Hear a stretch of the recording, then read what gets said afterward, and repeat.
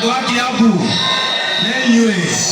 Kiambu Kiambu Kiambu Kiambu. Wacha ndio Rwanda. Adwa Kiambu. Wacha nimwambie. Utile Rome gayatoi. Utile Rome gayatoi. Utile Rome gayatoi. Utile Rome gayatoi. Harambe. Baba ni shokora wewe kwa yombi. Na twekete kama bunge. Ushone katikati gari. Ushone katikati gari. Harambe. Harambe.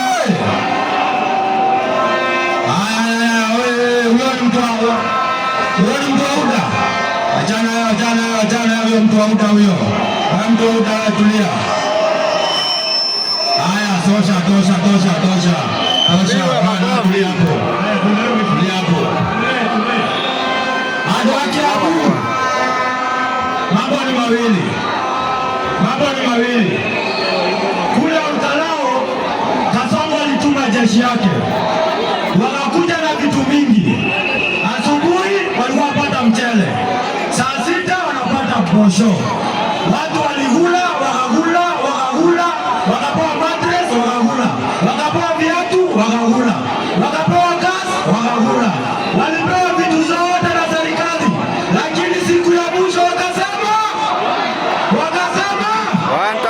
watu wa Kiambu waambia hivi, chama yetu, chama ambayo itafukuza Kasongo, si chama ingine wala ni DCP. Wacha ndio support DCP. Lokete kiwao. Anaitwa Kiambu. Nomo katete kiato dira fareno toke mwe. Na motogoria witwaro riri. Raisho na mototwara hara toikata Kasongo. Tioke eta Rigathi wa. Anaitwa Rigathi wa. Wacha ndio penda Rigathi. Mheshimiwa Mbunge wa Embakasi Central, Mheshimiwa Meja Dog Gadero.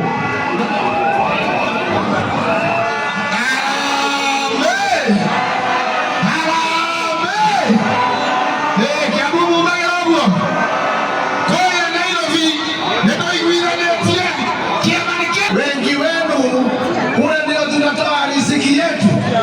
Yangu leo ni kuwauliza wana Kiambu, mushikilie Nairobi na mjue watu wa Kiambu, ukienda kule Marikiti, ukienda kule Komba, ukienda Kamukunji, tuko kule kwa wingi.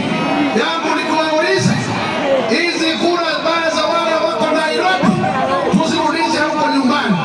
Hawa tulinde Nairobi kwa sababu Nairobi muhula huu lazima tuitoe kwa meno ya shimba na tuirudishe nyumbani. Watu wetu Nairobi wameadhirika sana na miaka 20 tumekuwa sisi ni watu wa kusukuma wengine, na hii tumesema Nairobi lazima ikuje nyumbani.